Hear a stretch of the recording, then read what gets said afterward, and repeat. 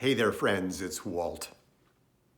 Once upon a time, there was a young monk who wanted to be ordained within the lineage of a great master. And this monk went to the master's home and knelt before the master and said, "Oh, great master, what do I need to do in order to become ordained as one of your monks?" And the master said, "Well, my son, what you must do is go out to the forest hermitage and live by yourself, all by yourself, for 7 years. And every day, from the beginning of the day to the end, you must meditate in order to become mindful, present, and aware. And in that way, you will achieve enlightenment. And then, and only then, can you become one of my monks." And so the young monk was highly driven, highly motivated, and so off to the forest hermitage he went. And despite the fact that some of the days were long and arduous and the years were long and arduous, he persisted. And that day finally came where, after all of these years of meditating from morning to night to become mindful, present, and aware, he ran to his master's house and up the stairs, took off his shoes, and presented himself in front of the master. And he said, "Oh, great master, I have achieved enlightenment. I have spent 7 years meditating from morning to night in order to be mindful, present, and aware, and I am ready to be ordained." And the master smiled, and then he asked the young monk, "When you came to see me today and took your shoes off at the doorstep, what side of the door did you leave your shoes at?" And the monk froze in that moment, knowing that he had no clue. And he said, "I'm sorry, master, I don't remember."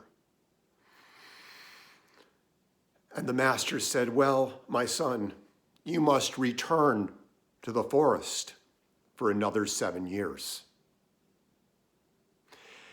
In our busy lives, it's not just about forgetting where we put our shoes or leave our keys or show up in the grocery store not remembering what we went there for, but it extends into our business lives of missing appointments and sometimes important deadlines, and into our personal lives where we blow by magic moments, not being present to one another in these very fleeting moments of our lives.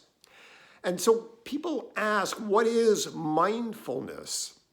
Mindfulness is showing up in each and every moment of this brief and fleeting gift that is our lives, showing up completely mindfully, presently, and aware to be here now in this one and only moment. And early on in my studies, I had the great privilege of sitting on the porch with Joseph Goldstein up in Barre, Massachusetts.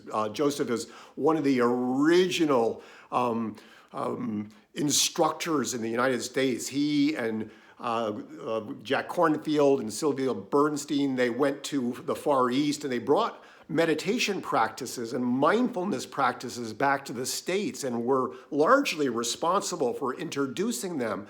And he and I, we sat on a porch at his home in Barre, Massachusetts, and we talked about mindfulness and meditation. And he gave me this mindfulness practice to begin that was so valuable, and I want to share it with you here today. He said, pick something that you do every day, like turning on the switch in your bedroom, or turning on the faucet at your sink, or brushing your teeth. And every time you do that, name it.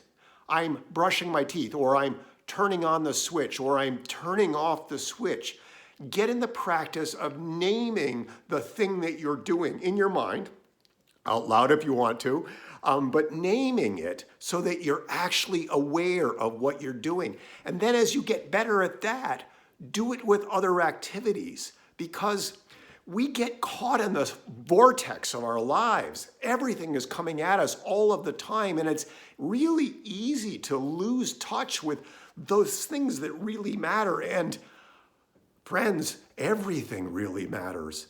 And the greatest gift that you can give another person is to be absolutely present here in this moment. It's the greatest gift that you can give to yourselves.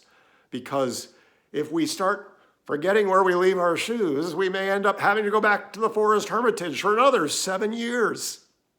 Be mindful. Be here now. Make it a great rest of the day, great rest of the week. Bye for now.